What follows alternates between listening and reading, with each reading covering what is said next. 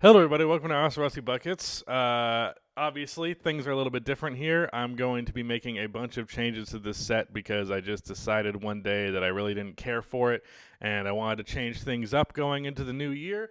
So, this is going to be very, very dramatically different in like a month when I get all the materials to build the set the way I want it to be. But I don't know. I just changed it up to this because I realized a while ago that I should probably be more center of the frame rather than in the corner, which is probably obvious, but at a certain point, that's what I was doing. But I decided I didn't like the set, so we're changing things up. Also, as you can tell, I have a microphone that's different. I got tired of lugging the other microphone over here for the set, and I wasn't going to buy another Shure SM7B because if you don't know, those things are really expensive. So the second channel is going to be even lower quality now with this handheld microphone instead, which hopefully is doing good because it has a tendency to make a bunch of popping noises for no reason. But anywho, I've also decided I'm going to change the approach to back to what it used to be, which is just as simple as possible. This second channel needs to be just throwaway garbage because it's the only thing that I can maintain. Because if I try to give this a semblance of quality while also trying so hard on the main channel, it's just not going to get done. So instead, welcome to bad content, where instead I'm just going to talk about the games that I watched last night rather than doing a meticulous film study every single day because that just became overwhelming, and it's as much better as it makes the videos, it's also not worth doing in the long run from a business sense or for my own mental health. So sorry for that long intro, but today we're going to talk about the Chicago Bulls and the game that they played against the Sixers, as well as briefly I'm going to talk about the Nuggets versus Cavaliers game. I say briefly because A, I don't have a lot to say, and B, I only watched like probably half of it in total. It was intermittent back and forth, but the Chicago Bulls game was really big, and I'm specifically going to title this video something that is not going to get any views because good Lord knows that I love doing that.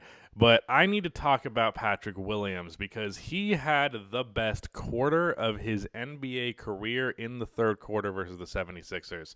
Now, I should mention out of the gate that the Bulls were playing the Sixers without Joel Embiid. The Bulls have yet to defeat the Sixers without Joel Embiid or with Joel Embiid. Joel Embiid is like 13-0 against the Chicago Bulls in his career. So part of me was a little disappointed that Embiid didn't play because I would like to get a win against him at some point in his career.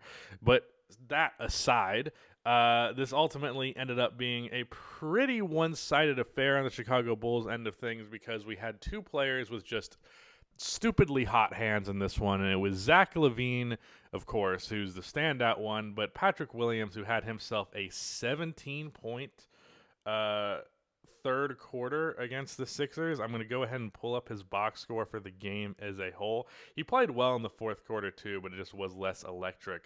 But in quarter three of this game, the Bulls ended up finishing with 40 points because Zach LaVine went like 6 for 6 from three in the quarter. I didn't even realize Nikola Vucevic had a triple-double. Look at him. 19, 18, and 10. That's probably the best game he's had a while with the Bulls.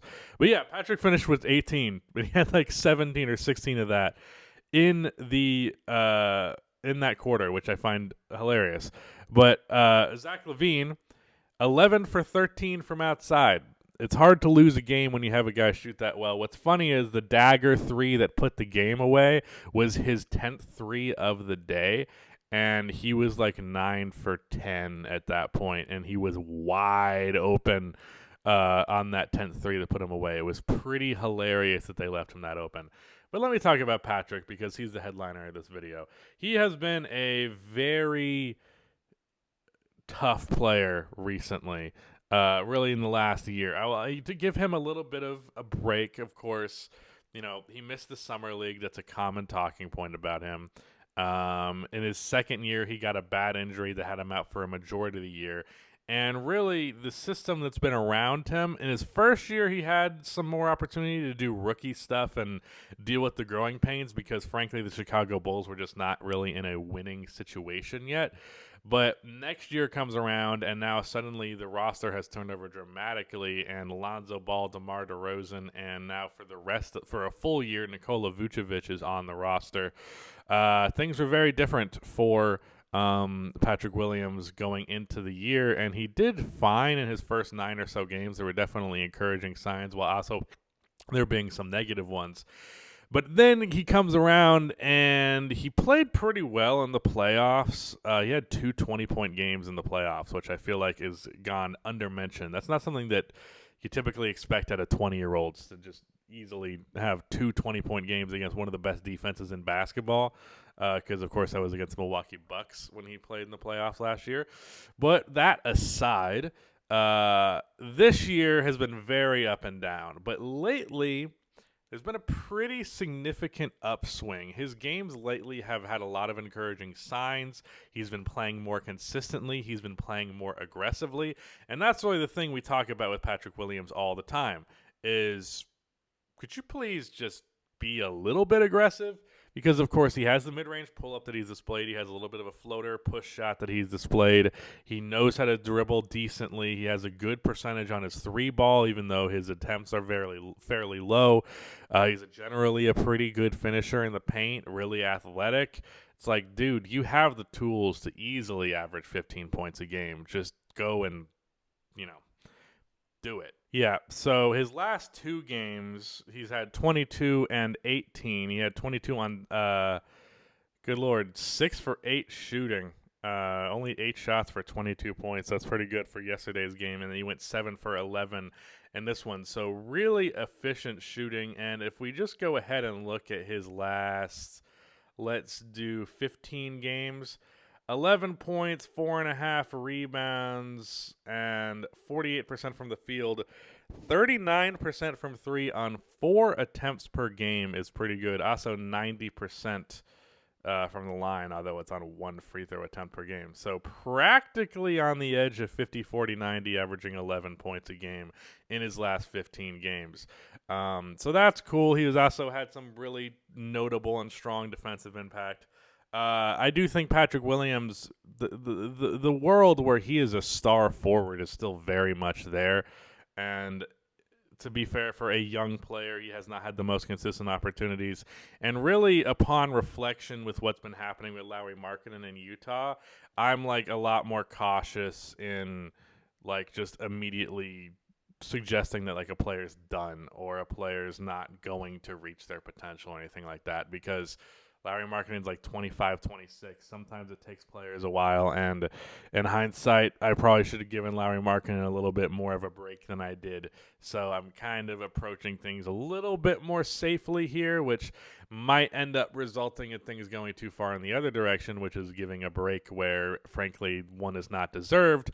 But at least where we're standing right now, I'm pretty happy with Patrick Williams' play as of late, and I do think this could be a sign that he is turning the corner, and that's great.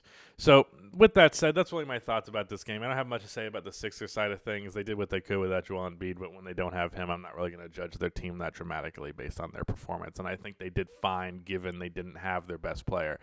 But we'll move on to the Denver Nuggets now. Going to have to cut around that because that took longer than I anticipated, but I want to talk about Jamal Murray specifically because he had the most, 40-point, 18 points I've ever felt, which that doesn't make any sense. But he finished the game with 18 points, and it felt like he was going off like crazy. And, I mean, maybe it's the way that Jamal Murray just, always scores in such a flashy way or such an entertaining way. But whatever it may be, I just know that he was really good in this game. He had a really nice spin move step back on Raul Neto. He had a dunk in the half court. He just had a couple of plays where it's like, yeah, that's Jamal Murray. And generally when I tune into Nuggets games, I mean, maybe it's a bad streak because generally his stats are fine. But generally when I watch Nuggets games, he doesn't really feel like the Jamal Murray of old. But this game he kind of did, even though, again, he only put up 18 points. But it was efficient. It felt good. And I was really confident it made me more confident in the Denver Nuggets. Of course, they played the Cavs without Donovan Mitchell. and the Cavs put up a good fight, and that's because Karis LeVert kind of stepped up in Donovan Mitchell's absence. But regardless of that, they did make me more confident in the Denver Nuggets watching this game because Jamal Murray looked good, Michael Porter looked cool. The role players were filling the role player job. KCP has been fantastic on the Denver Nuggets and deserves more credit for it. Obviously, Nikola Jokic was Nikola Jokic. It was a pretty good game. I don't have much to say about the Cavs end of things. It's a similar situation with the Sixers thing where it's like, am I going to talk about this team without their best player? Because ultimately, yeah, if they don't have their best player, the Cavaliers are not as good as they can be. No, duh. Anyways, I don't know. I don't have much to say about that now that I think about it. But yeah, that's what this channel is. I'm just gonna talk until I don't have things to say anymore, and I don't anymore. So that's it. Goodbye.